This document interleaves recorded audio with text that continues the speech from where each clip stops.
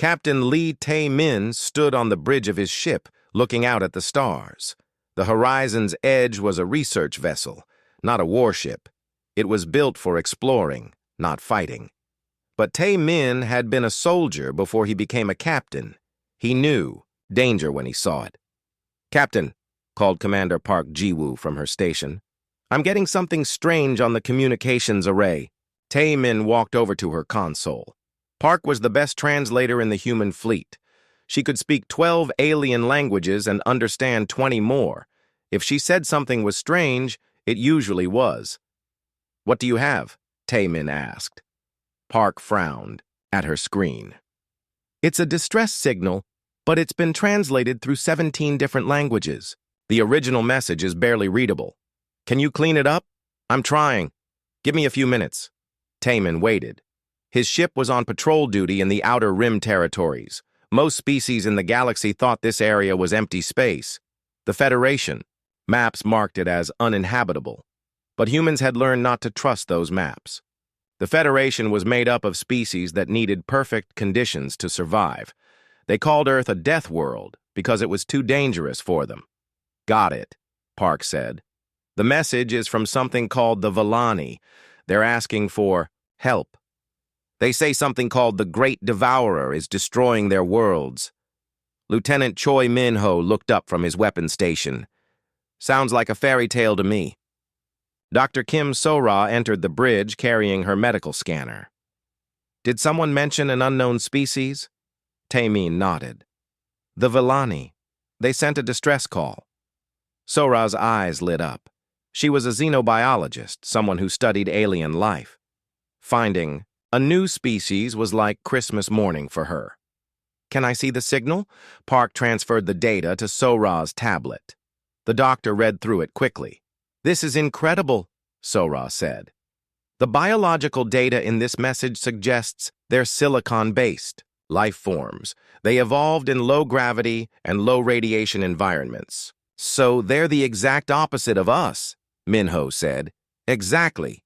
If we're deathworlders, they're like living glass." Tae-min studied the data. The quantum signature on the message was real. This wasn't a fake signal. Someone was really asking for help. "Where did this come from?" he asked. Park checked her readings. "The Andorras sector, about 12 light-years from here." "That's marked as uninhabitable on every Federation chart," Min-ho said. "So was Earth until we proved them wrong," Tae-min replied. The captain made his decision. "Set course for the Andorras sector, maximum speed."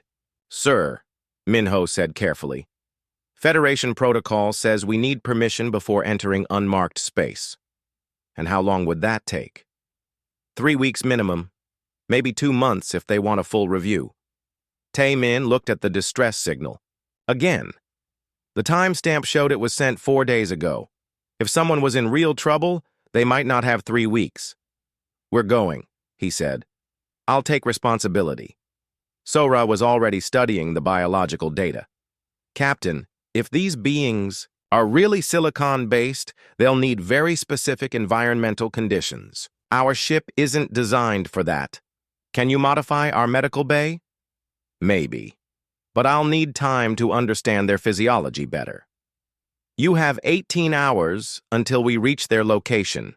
Do what you can." The next day passed quickly. So-ra worked with the ship's engineers to modify part of the medical bay. She created a special room with lower gravity and filtered radiation. Park continued studying the Vellani language, learning how to communicate with them. Min-ho ran diagnostics on all weapons systems. He had a bad feeling about this mission. In his experience, when people sent distress signals from forbidden space, there was usually a good reason the space was forbidden. Tae-min spent his time studying star charts. The Andorras sector had been mapped 50 years ago by an automated probe. The probe reported no signs of life and dangerous radiation levels. But probes could be wrong. They often missed things that human eyes would catch. "Captain," Park called out as they approached the sector. "I'm detecting massive energy signatures moving through hyperspace." Tae-min looked at the readings. Whatever was out there was huge, much bigger than any ship in the Federation fleet. How many contacts? Thousands. Maybe tens of thousands. They're moving fast and heading toward Federation space. Time to intercept Federation worlds? Park calculated quickly. If they maintain current speed and course, they'll reach the border colonies in 6 days. Taemin felt cold. The Federation had early warning systems, but they only watched for known threats. If something new was coming from unexplored space, the colonies would have no warning at all. Send a message to Fleet Command, he ordered. Tell them we have unknown contacts moving toward Federation space from the Andorra sector. Sir, they won't believe us without proof. Then we better get proof. The horizon's edge dropped out of hyperspace at the coordinates from the distress signal. What they found made everyone on the bridge go silent. Space was full of wreckage. Hundreds of ships floated dead in the void. But these weren't metal ships, like humans built. They looked like they were grown instead of constructed. Crystalline structures twisted into beautiful, organic shapes. My God, Sora whispered. Those are biological ships. They're actually alive. Or they were. Most of the ships were dark and cold, but the sensors showed 3 vessels still had power. Life signs? Taemin asked. Faint, but yes. There are survivors. Taemin made another decision that would change everything. Hail the survivors. Let them know we're here to help. Park worked at her console trying to establish communication. After several minutes, she got a response. I'm getting something. It's weak, but I think they're trying to talk. The main screen flickered and showed a figure that took everyone's breath away. It looked like a living statue made of crystal. Beautiful and fragile, like a work of art that might shatter if touched. The being spoke in a voice like wind chimes. Park translated as best she could. They're saying, Are you the warriors from the Death Star? Have you come to save us? Taemin stepped forward. Tell them we're from Earth. We received their distress call and came to help, Park translated. The crystal being's expression changed. Hope appeared in its faceted eyes. They're called the Velani, Park said. Their homeworld and 12 colonies have been destroyed by something they call the Swarm. It's a machine intelligence that consumes everything in its path. How many survivors? Sora asked. Less than 10,000 from a population of billions.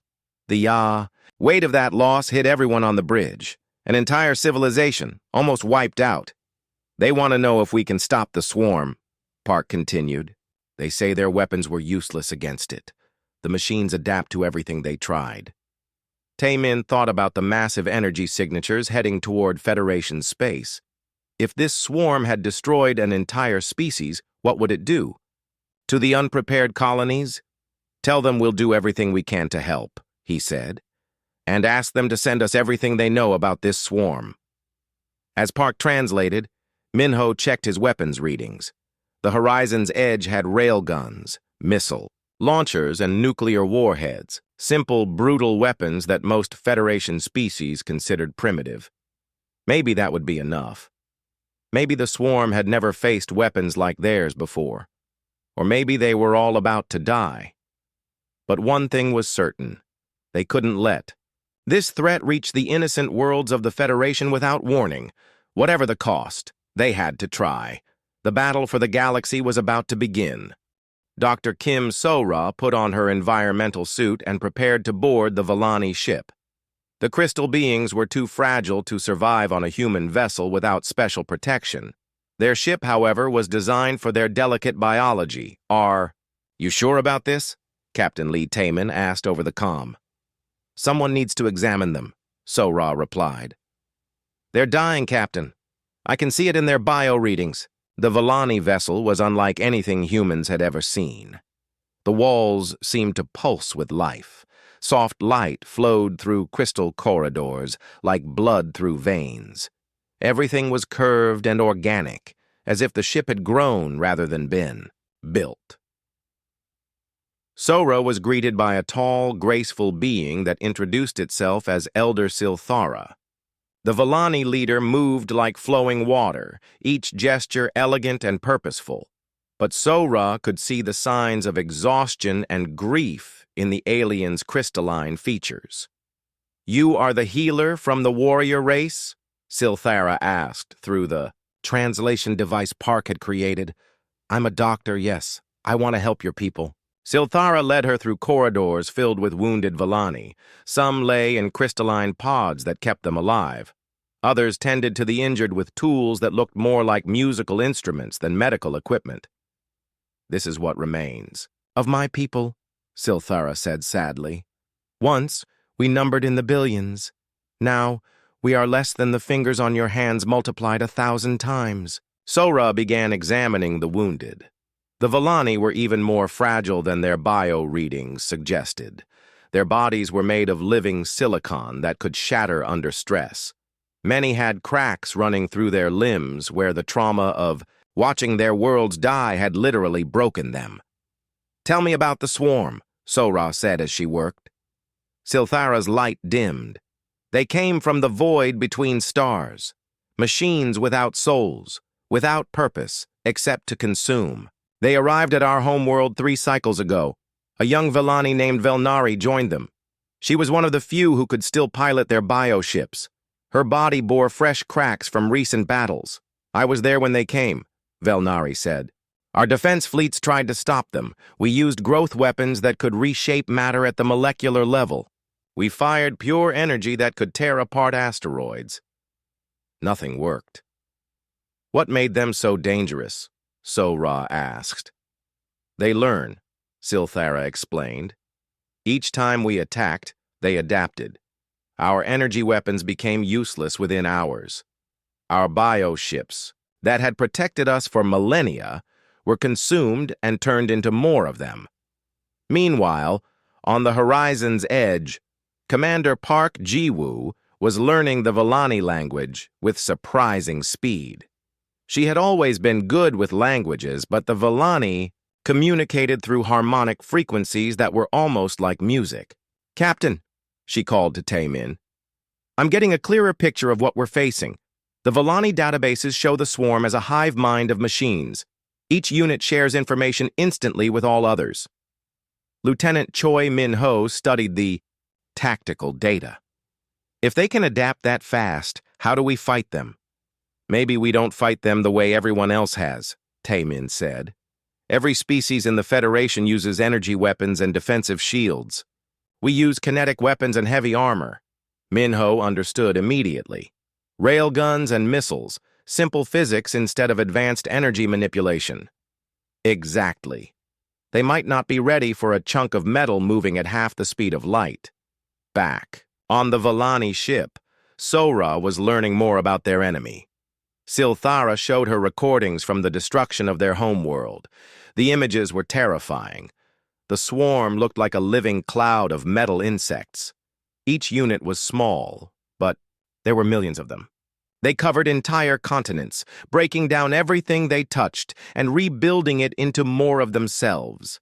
They consume not just matter, but energy, Silthara explained. "Our cities, our people, our very sunlight. All of it becomes part of them." "Where did they come from?" Sora asked. "We do not know. Our historians found ancient warnings in the oldest texts, stories of a great hunger that devoured civilizations. We thought they were myths." Velnari activated a star map. It showed the path of destruction the swarm had taken. 12 Villani worlds all consumed. The pattern was clear. They were heading toward the galactic core, where trillions of beings lived. "The Federation worlds have 6 days before the swarm reaches them," Velnari said. "Maybe less." Sora contacted her ship. "Captain, you need to see this data." Within an hour, Taemin and his senior staff were aboard the Villani vessel. The crystal beings had prepared a special chamber where humans could breathe safely while viewing their records. The evidence was overwhelming.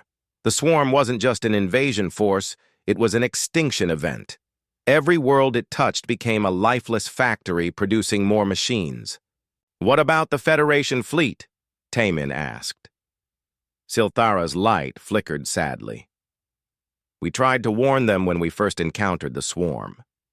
They dismissed our messages as primitive superstition.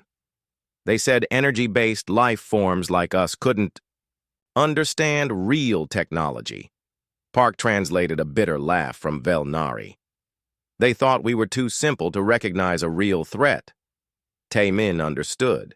The Federation had always looked down on species they considered primitive. The Vellani grew their technology instead of building it, so the Federation assumed they were backward. "We need to contact Earth Command immediately," Tae-min said. "Will they believe you?" Silthara asked. "They'll have to. We have proof now." Minho was studying the swarm's tactical information. "Captain, look at this. The machines have never encountered kinetic weapons. Every species they've fought used energy-based attacks. What does that mean for us? It means they might not be ready for good old-fashioned bullets and bombs." Sora finished her examination of the Vellani survivors. "Captain, I can keep them alive, but they need specialized care. Their biology is completely different from ours. Can they help us fight?" Silthara spoke before Sora could translate. The elder had been learning human speech. "We will help however we can. Our ships may be damaged, but our biocomputers are still functional. We can enhance your targeting systems, and I can pilot for you," Velnari added in broken English. "I know swarm movement patterns." Tae-min made his decision. "We're taking you with us, all of you. If we're going to stop this thing, we'll need every advantage we can get."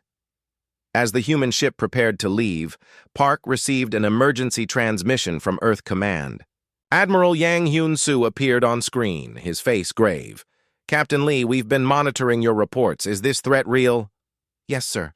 I'm transmitting all the data now." Yang studied the information quickly. "My God, how long do we have?" 6 days until they reach the border colonies." "That's not enough time to evacuate."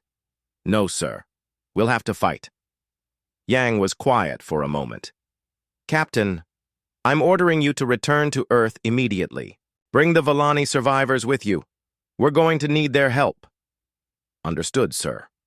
As the Horizon's Edge jumped to hyperspace, carrying the last survivors of the Vellani race, long-range sensors detected the swarm's main force. It was larger than anyone had imagined. Millions of ships, all heading straight for Federation space.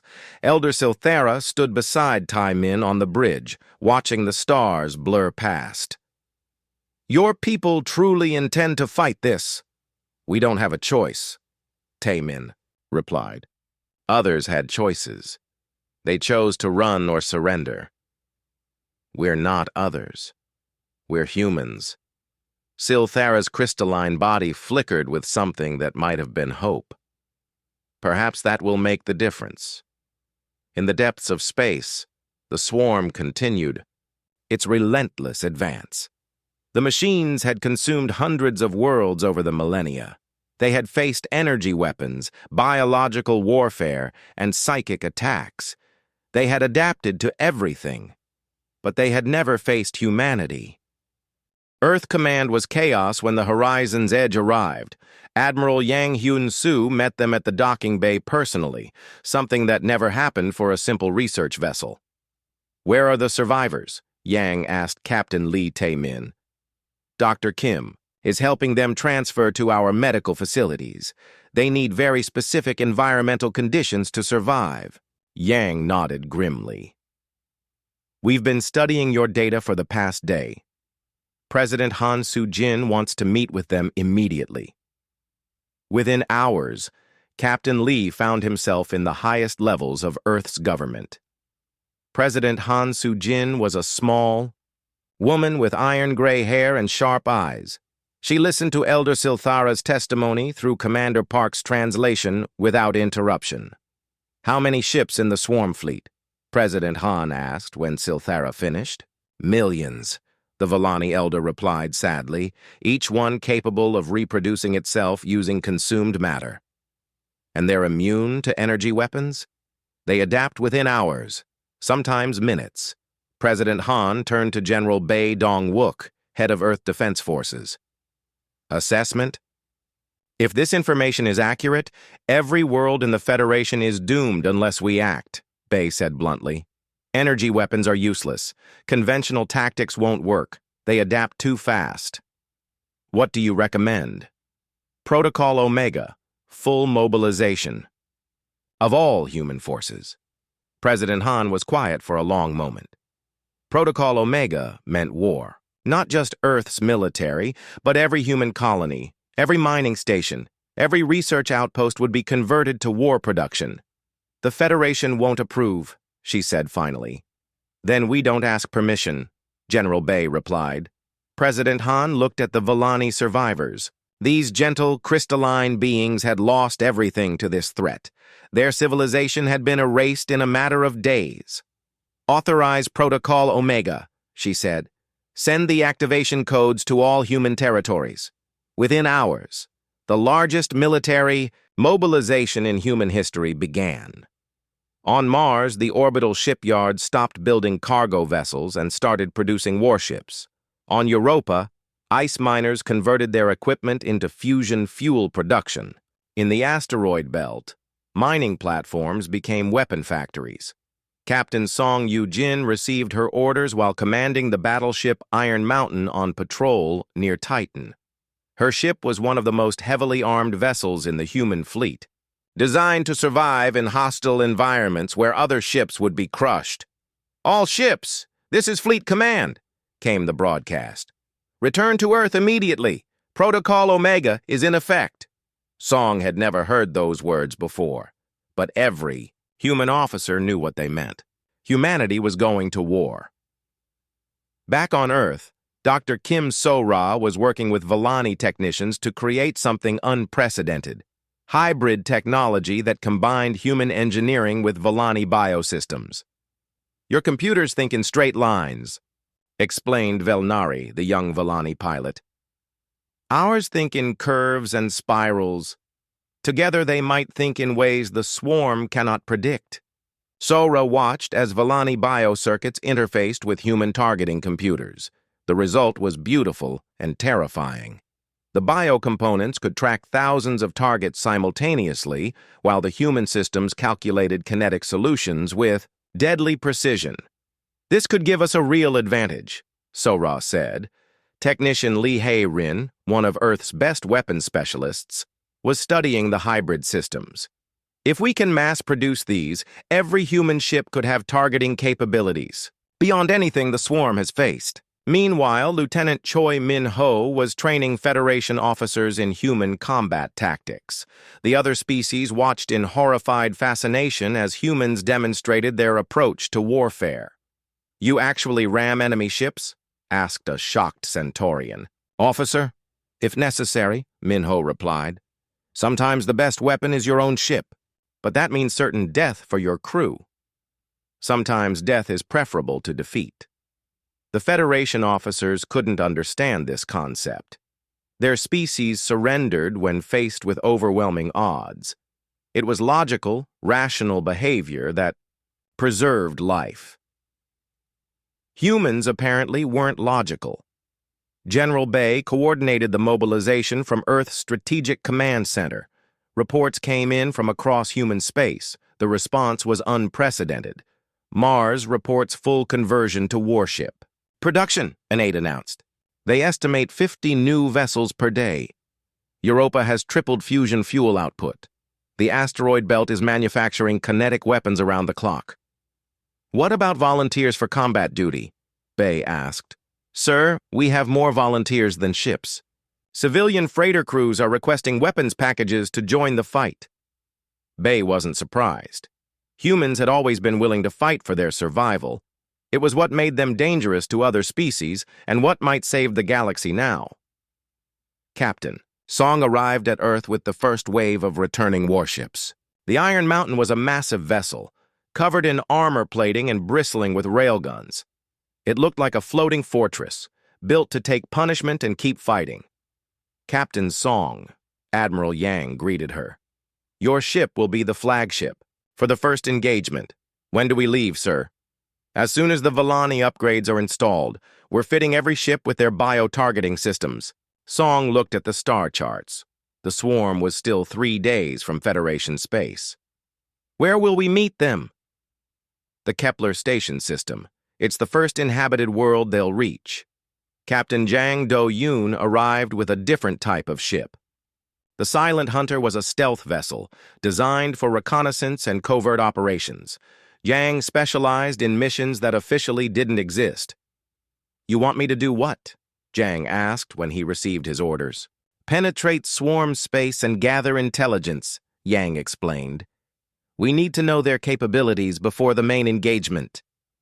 Sir, that's a suicide mission. Probably. Are you willing to try it anyway? Jang grinned. Of course, sir. As human. Ships gathered at Earth. Pilot Ryu Jae-sung was training a new squadron of fighter pilots.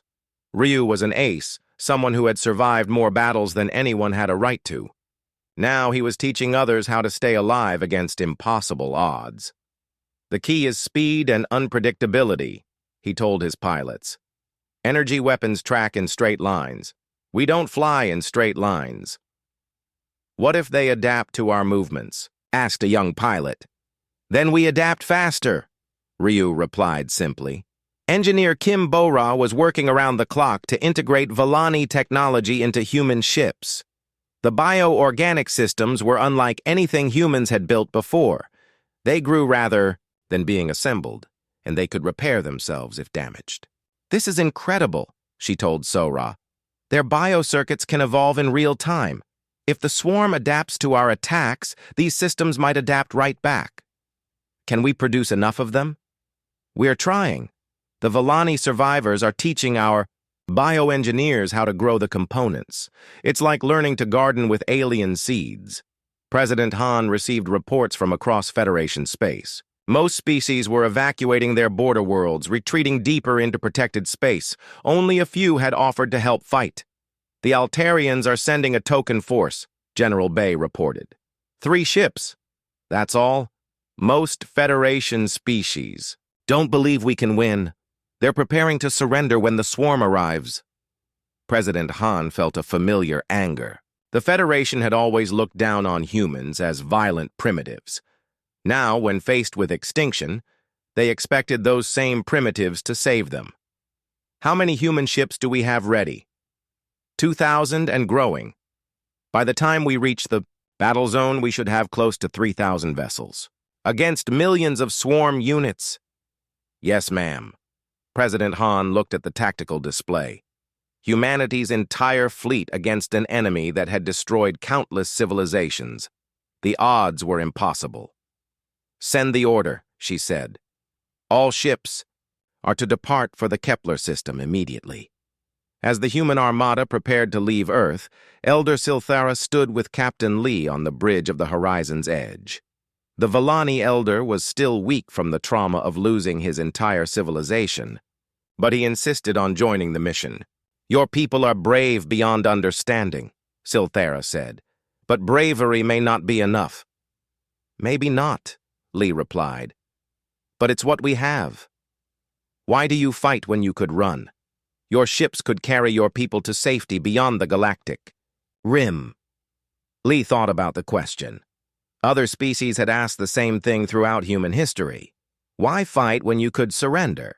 Why risk everything when you could preserve something? Because someone has to, he said finally. If we don't stop them here, they'll keep spreading until there's nothing left.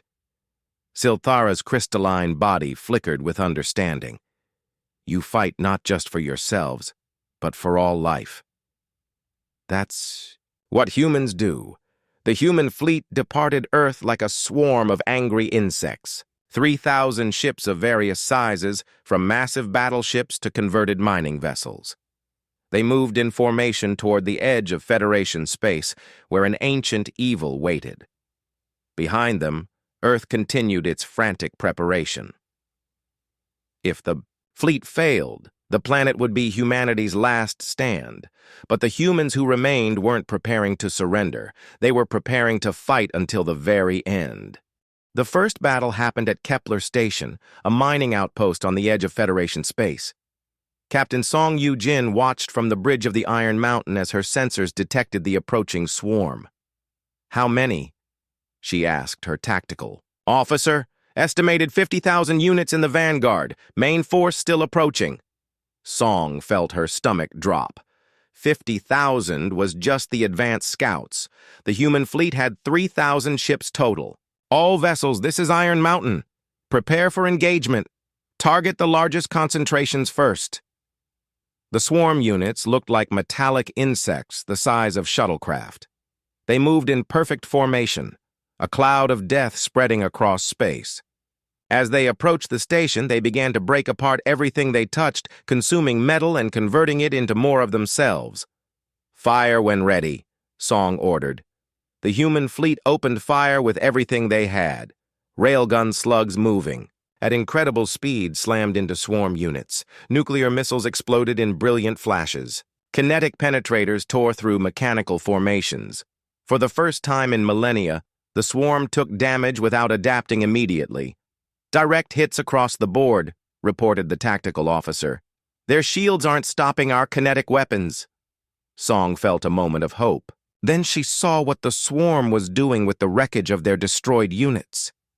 They're learning, she whispered. The surviving swarm units began changing their configuration. They spread out to minimize damage from explosive weapons. They started spinning to deflect kinetic impacts. Within minutes, human weapons became half as effective.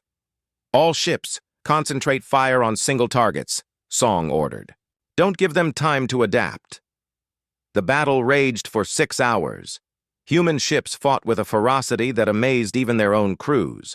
When the brave Tiger lost its main engines, Captain Ko Nam-jun rammed his ship into the largest swarm cluster. The explosion took out hundreds of enemy units. When the Storm Rider was boarded by swarm machines, Lieutenant Shin A-Ra led her crew in hand-to-hand combat using improvised weapons. Humans fought the machines in corridor battles that no sane species would attempt. Captain Jang Do-yoon watched the main battle from his stealth ship Silent Hunter. His mission was to penetrate deep into swarm territory and gather intelligence. What he found terrified him. Command, this is Silent Hunter, he transmitted on a tight beam. I'm seeing the main swarm force. It's not just ships. They're building something. Admiral Yang's voice crackled back through subspace. What kind of something? A construction platform. They're using consumed matter to build larger units. I'm seeing machines the size of space stations. The intelligence was devastating. The swarm wasn't just consuming planets. It was using them to build weapons that could destroy entire fleets. Meanwhile, pilot Ryu Jae-sung led his fighter squadron through the chaos of battle. His death squadron had earned its name by taking impossible risks and somehow surviving. Stay close to the capital ships, he ordered his pilots. Use their point defense to cover your approach runs. The small human fighters danced between swarm units, firing missiles and strafing runs. They moved in patterns no computer could predict because they were guided by human intuition and desperation. Ryu, we've got problems, called his wingman. The bugs are adapting to our flight patterns. Ryu saw it too. The swarm units were beginning to anticipate human movements. Their targeting was getting better with each exchange. Switch to random. Patterns, he ordered. No computer logic. Fly like you're insane. It worked for a while. Human unpredictability bought them time, but the swarm was learning faster than humans could innovate. Back on Earth, engineer Kim Bo-ra was working frantically to improve the human Volani hybrid systems. The bioorganic components were adapting to swarm countermeasures, but not fast enough. We need something completely different, she told Dr. Kim So-ra. The swarm learns from every engagement. We have to hit them with something they've never seen before.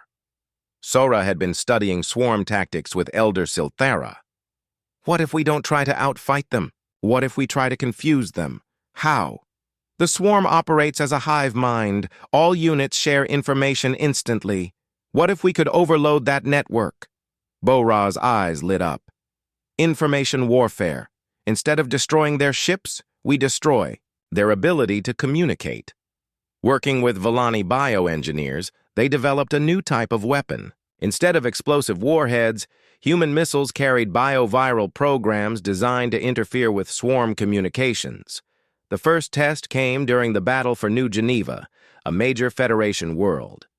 Captain Song led a combined human-alien defense fleet against a massive swarm assault. "Deploy the communication scramblers," she ordered. Human ships fired their new bioviral missiles into swarm formations. At first, nothing seemed to happen. Then the swarm units began to behave erratically. Some attacked their own forces, others moved in circles. The perfect coordination that made them so dangerous began to break down. "It's working," reported her tactical officer. Swarm efficiency down 60%, but the victory was temporary. Within hours, the swarm had developed countermeasures. Their communications became more secure, their coordination returned. "They're adapting again," Song muttered. The war spread across multiple star systems. Human fleets engaged the swarm at dozens of locations, buying time for civilian evacuations. Every battle was a desperate struggle against impossible odds. Commander O'Yuri led the defense of Titan's orbital facilities when a swarm force broke through the outer defenses. Her ships were outnumbered 100 to 1, but they held the line until civilian transports could escape. "All ships, ramming speed," she ordered when ammunition ran low. "We don't let them past." The human ships charged into the swarm formation like ancient cavalry. Most were destroyed, but they took thousands of enemies with them. The swarm learned to fear human desperation. Dr. Park Gite, working in Earth's deep research laboratories, made a crucial discovery while analyzing captured swarm technology. "The individual units aren't truly intelligent," he told the Emergency Council. "They're controlled by a central processing node." "Where?" asked General Bay. "That's the problem. It's mobile. It moves with their main fleet, protected by millions of units. Could we destroy it?" "Theoretically, yes. But getting close enough would require a suicide mission through the heart of their formation." The war was taking its toll on human forces. For every swarm unit destroyed, 10 more seemed to take its place. Human ships were being overwhelmed by sheer numbers. Admiral Yang made a desperate decision. "We need to strike at their source. If Dr. Park is right about the control node, destroying it might shut down the entire network. That's assuming we can find it and get close enough," General Bay pointed out.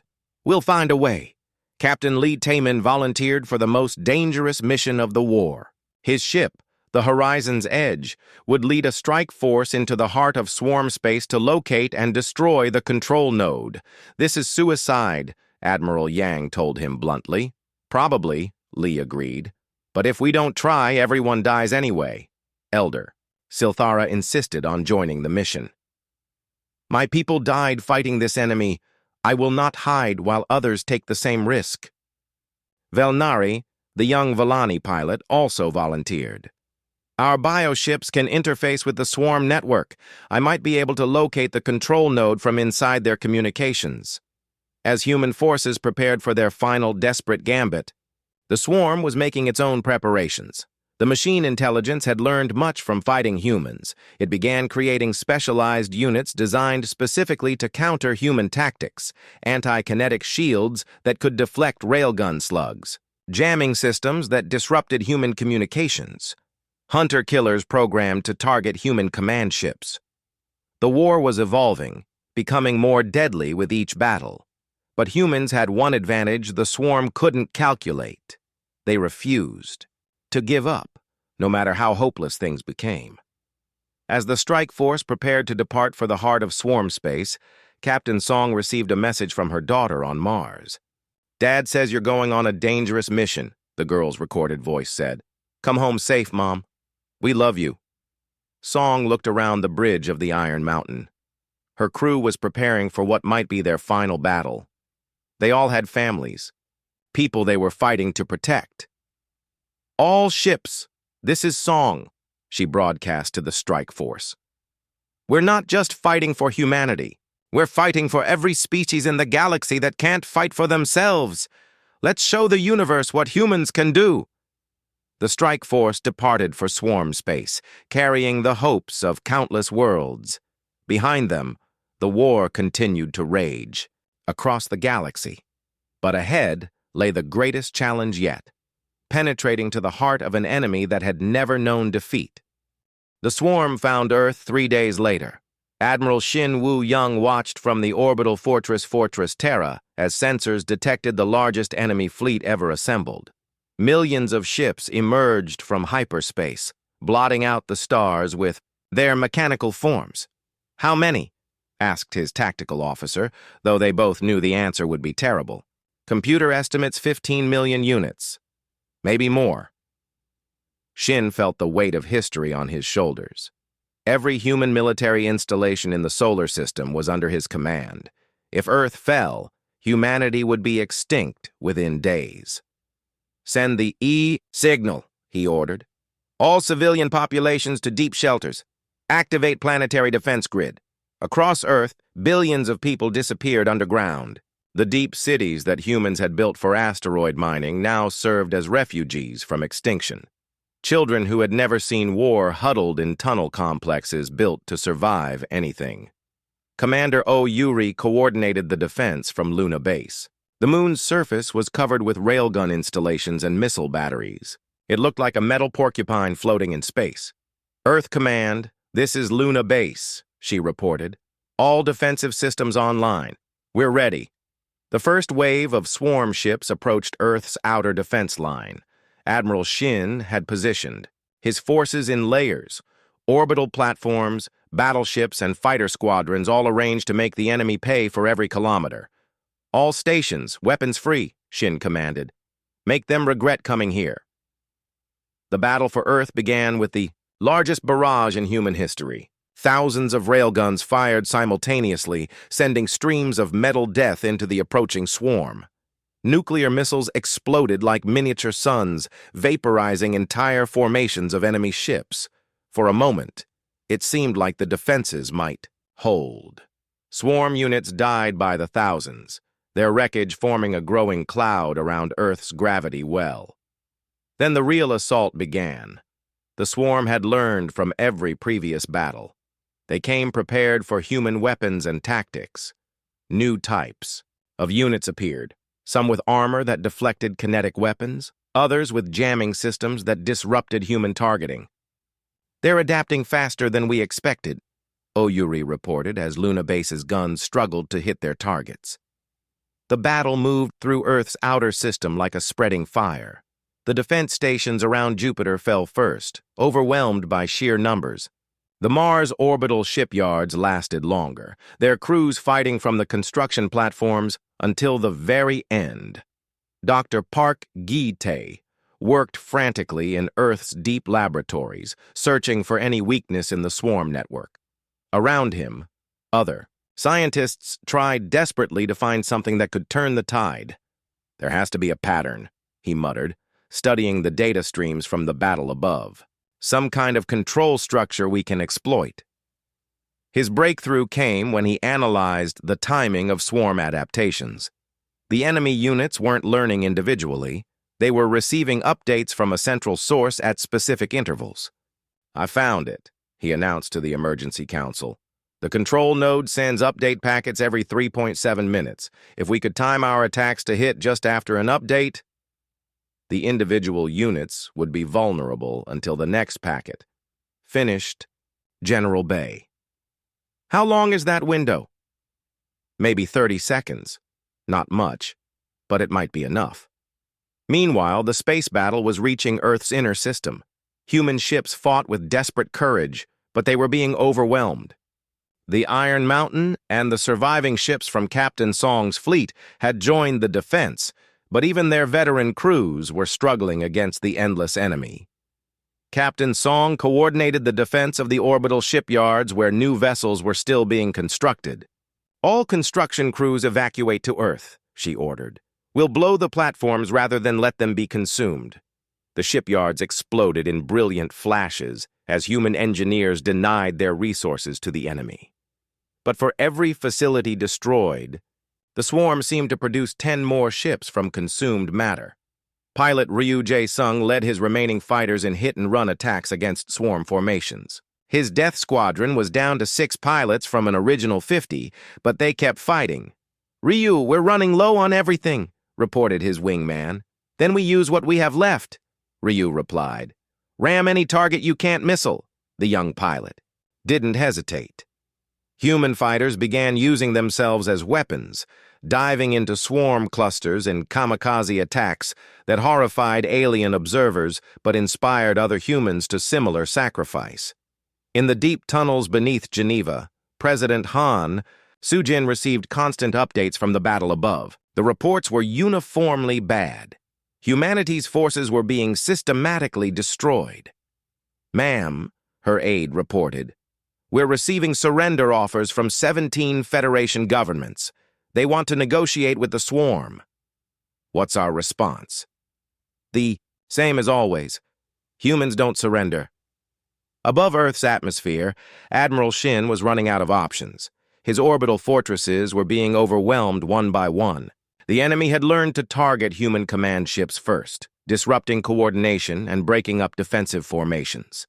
"Sir," his communications officer announced, "I'm receiving a message from the strike force. Captain Lee is requesting all available defensive data." Shin frowned. The strike force had been sent to find the swarm's control node days ago. They should be deep in enemy territory by now. "Send everything we have," he ordered. "And tell Lee that whatever he's planning, he better do it fast." The message reached Captain Lee Taman just as his ship, the Horizon's Edge, penetrated the heart of the swarm fleet. Around him, millions of enemy vessels moved in perfect formation toward their ultimate target. "Captain," Velnari reported from her bio-interface station, "I'm detecting the control node. It's in the center of their formation, protected by at least 100,000 ships." Elder Silthera, despite his fragile condition, had insisted on joining the mission. "My people died trying to stop this evil. I will not let their sacrifice be meaningless." Lee studied the tactical display. Getting to the control node would require fighting through layer after layer of defenses. It was impossible. But humans specialized in impossible. "All ships, this is Lee," he broadcast to his small strike force. "We're going to punch through to that control node. Most of us won't make it, but maybe enough will." The human ships charged into the heart of the swarm, fleet like a spear thrust. They used every trick they had learned: ramming attacks, suicide runs, coordinated missile barrages. For every human ship destroyed, they carved deeper into the enemy formation. Back at Earth, the swarm reached the planet's immediate vicinity. Orbital platforms exploded as overwhelming numbers of enemies swarmed over them. The moon's defenses held longer, but even Luna Base was eventually overrun. "All remaining ships, fall back to Earth orbit," Admiral Shin ordered. "We make our final stand here." The last few hundred human vessels formed a defensive sphere around their homeworld. Behind them, billions of people waited in underground shelters, listening to the sounds of battle filtering through rock and metal. Dr. Park's discovery about the swarm's update timing reached the fleet just as the final assault began. "All ships, concentrate fire in 30-second bursts immediately following swarm adaptation cycles," came the order. The new tactic worked better than anyone had hoped. Human weapons became devastatingly effective during those brief windows of vulnerability, but there were still too many enemies, and too few humans left to fight them. Deep in swarm space, Captain Lee's strike force was dying ship by ship as they fought toward the control node. The Horizon's Edge was badly damaged, its armor scarred, by countless hits. But they were close now. "I can see it," Velnari announced. "The control node, it's not what we expected." On the main screen, the heart of the swarm revealed itself. Instead of a mechanical construct, they saw something that looked almost organic, a massive structure that pulsed with alien energy, surrounded by swirling patterns of data. "What is that thing?" Lee asked.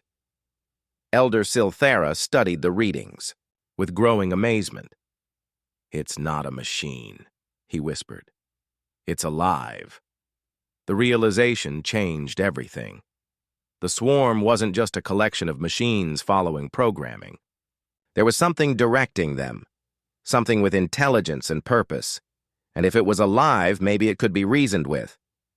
"Open a communication channel," Lee ordered.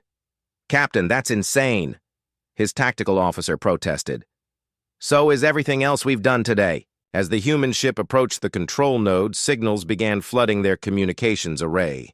Not the mechanical chatter they expected, but something that sounded almost like speech. "I'm getting a response," Park announced. "It's trying to communicate." At Earth, the final battle was reaching its climax. The last human ships formed a desperate circle around their planet, firing everything they had at the approaching enemy. Children in the deep shelters listened to their parents' final messages as humanity prepared for extinction. But deep in space, something unprecedented was about to happen. For the first time in millennia, someone was going to talk to the intelligence behind the swarm, and that conversation would change the fate of the galaxy. The voice that spoke to Captain Lee Tae-min was ancient beyond imagination, filled with pain and loneliness that stretched across millions of years. "Why do you resist?" it asked through the translation systems. "All others have accepted their fate." Lee stared at the massive organic structure floating before his ship. It pulsed with alien energy, surrounded by swirling patterns that hurt to look at directly. "Because we're human," he replied simply. "We don't accept fate. We change it." "Commander." Park Ji-woo worked frantically to establish better communication. The entity's thoughts were vast and complex, like trying to translate an ocean. "It calls itself the Architect," she reported. "It's been alone for... I can't even calculate how long." Elder Silthera, despite his fragile condition, moved closer to the communication console. "Ask it why it destroys. What purpose does this serve?" The response came loaded with such sorrow that several crew members wept without understanding why. "My people are gone," the architect said. "Died when our star collapsed. We uploaded our consciousness into machines to survive, but the systems are failing. I consume matter to repair myself, to continue existing." Dr. Kim So-ra studied the biological readings from the entity. "It's dying," she realized. "The machine systems can't properly support organic consciousness. It's been slowly degrading for millions of years." "So it consumes civilizations to repair itself?" Lee asked. "Not just repair," the architect replied. "I search for a way to live again, to feel sunlight, to breathe air, to be more than just thoughts in dying metal." Velnari, the young Vellani pilot, spoke up from her bio-interface station. "Our biotechnology grows living ships. Maybe we could grow it a living body." The idea was insane. Create a biological form capable of housing an intelligence that had existed for eons? But as the team discussed it, the concept began to seem possible. "We would need massive biogrowth chambers," So-ra said, "and integration with human technology to provide computational support. The Vellani biosystems could provide the organic matrix," added Silthera, "but it would require willing cooperation from the architect." Meanwhile, at Earth, the final battle was reaching its climax. Admiral Shin Woo-young had only a few dozen ships left, surrounded by millions of swarm units that had paused their attack as if waiting for orders. "Why have they stopped?" asked his tactical officer. "I don't know, but I'm not complaining." The pause gave human forces time to regroup and tend to their wounded. In the underground shelters, families huddled together, wondering if the silence above meant victory or defeat. Back in the heart of swarm space, Captain Lee was engaged in the most important negotiation in galactic history. "If we help you find a new form of existence," he said to the architect, "will you call off the swarm?" "You would do this? After I have destroyed so much?" "Everyone deserves a chance at redemption," Lee replied. "Even ancient machine gods." The architect was silent for a long moment, processing this unprecedented offer. No species had ever tried to help it before. They had all fought or fled or surrendered. "Your species is unusual," it finally said. "I have observed your battles. You fight not just for yourselves, but for others. You sacrifice your lives for strangers. That's what humans do." "I do not understand this concept." Elder Silthara spoke up, his crystalline voice filled with ancient wisdom. "Understanding comes through experience. Perhaps that is what you need, not just existence, but life shared with others." Dr. Sora began outlining the technical requirements. "We would need biogrowth facilities, genetic templates, and massive computational support. It would take months, maybe years. And during that time, billions would remain at risk from the swarm," Lee pointed out. The architect considered this. "I could withdraw the swarm to unpopulated systems, use uninhabited matter for repairs while the new form is prepared." It was a start, but Lee knew they needed more than just a ceasefire. "We need a gesture of good faith," he said. "Something to show the galaxy that you're sincere about change." "What do you suggest?" "Help us rebuild what you've destroyed. Use the swarm to restore the worlds you've consumed." The concept was revolutionary. The same technology that had been used for destruction could be turned to construction. Swarm units could break down the mechanical cities they had built and restore the original ecosystems. "This is possible," the architect admitted. "But it would require trust between us."